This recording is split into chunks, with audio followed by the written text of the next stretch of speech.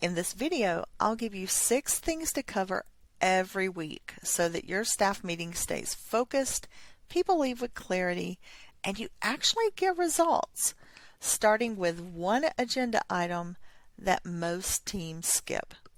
Hi, I'm Jen, and I have 20 years experience in developing leaders and individual contributors to be more effective.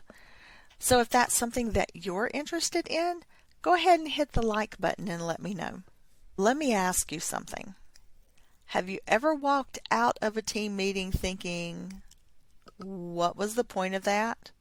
Or that's an hour of my life I'll never get back. There was no clarity, no direction, just 30 to 60 minutes gone.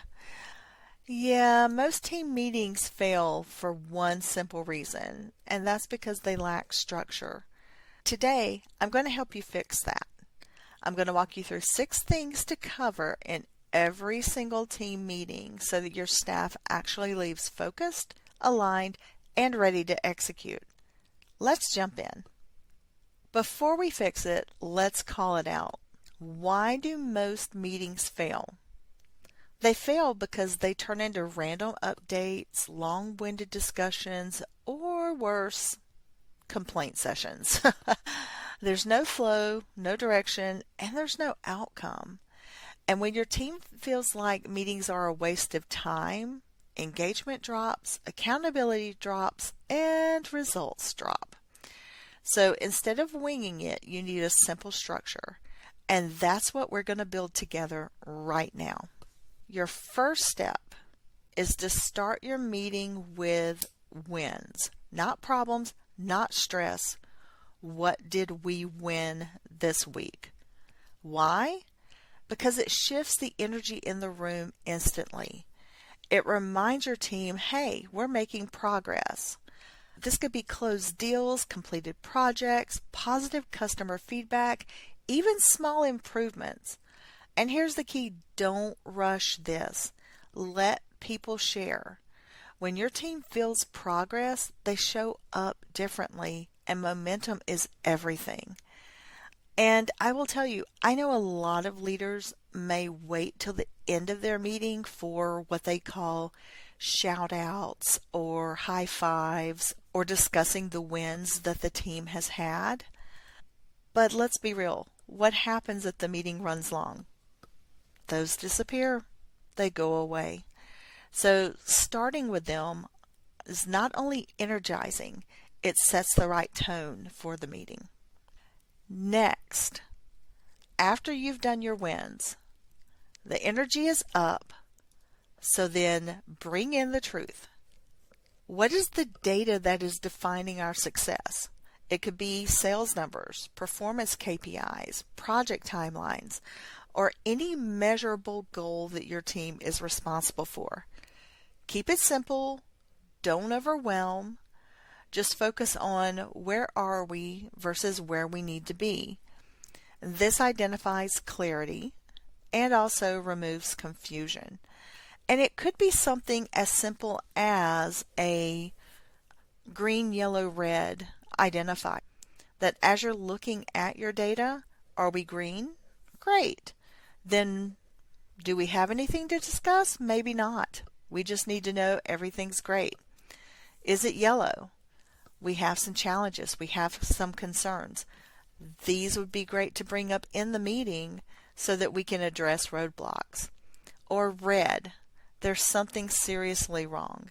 And hopefully at the team meeting, this isn't the first time you as a leader have heard that something is red, but if it is, then having a quick discussion on roadblocks and potentially scheduling a follow-up later to dive deeper into what is happening is more appropriate than completely hijacking your entire meeting to discuss the red. When it's time to address the roadblocks and the challenges, be aware this might be the most important part of the meeting because this is where you help any progress to get unstuck. So you want to ask the team directly, what's slowing you down right now? And try to help figure out what exactly it is that needs to be taken care of so that they can continue making progress. And this may be an area where you as a leader may need to ask, what can I do to support you in this? Or you may make suggestions of what you can do. For example, if progress is getting slowed down because there's another team that is impacting what we need to get our job done, then as a leader, you may volunteer to reach out to that other team to find out what the issue is, or you may coach your people on how to reach out to the other team. But you want to make sure that you create a space where they can be honest. This isn't about blame, it is about solutions. And sometimes it's simply a matter of you're missing a resource, or there was a miscommunication, or we just need a quick decision. In that moment, you can make those happen really quickly, and then they can move on. And when you solve these in real time, you will help to speed everything up. The next thing that you want to do is you want to set the priorities for the week. And this is where you make sure that everyone is aligned. So if your team doesn't know what your priorities are, what matters most, this is where you have these discussions. And so making sure that they understand what are the top 3 to 5 priorities for the week, especially if anything in the previous discussion came up as yellow or red, that will help them to focus on what it is they need to accomplish. Also make sure as you're setting priorities that you identify what success looks like. What is the finish line we're trying to cross with this? And what must get done no matter what. If there are any items that are hard and fast, non-negotiable tasks, make sure that everyone understands this. And make sure that you not only say it, but it's repeated somewhere.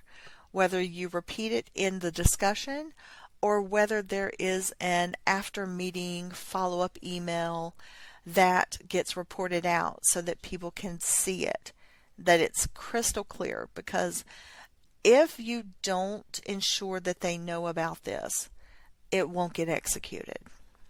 After you've set the priorities, make sure that it is clear who owns these tasks and the next steps. Because here's where most meetings fall apart. They get discussed and nobody owns anything. And nothing actually happens because everyone is assuming that someone else is going to get it done. Or someone will start to do it, but they may not feel they have the authority or the autonomy, and so they may not be able to really push it forward. At the end of every meeting, you recap the priorities that were identified, who owns them, what the deadline is, and what the expected outcome is. And don't use vague statements like, we'll look into it. Make it specific. John owns this, it's due by Friday, and here's what needs to be done by that time. That's how execution happens. All right, if you're finding tips like this helpful, check the description and the pinned comment for additional resources that I have for you. Feel free to share this video with others who could use the information. So let's recap quickly. Every weekly team meeting should include the wins to build momentum, the data to stay grounded, identifying the blockers so that we remove friction, identifying what our priorities are, and assigning ownership to drive execution. If you do this, your meetings will go from a time waster to one of the most powerful tools you have in your business. And your team will feel the difference immediately. So that's where you start turning a boring meeting into attention and real growth. Thank you for joining me, and I'll see you in the next video.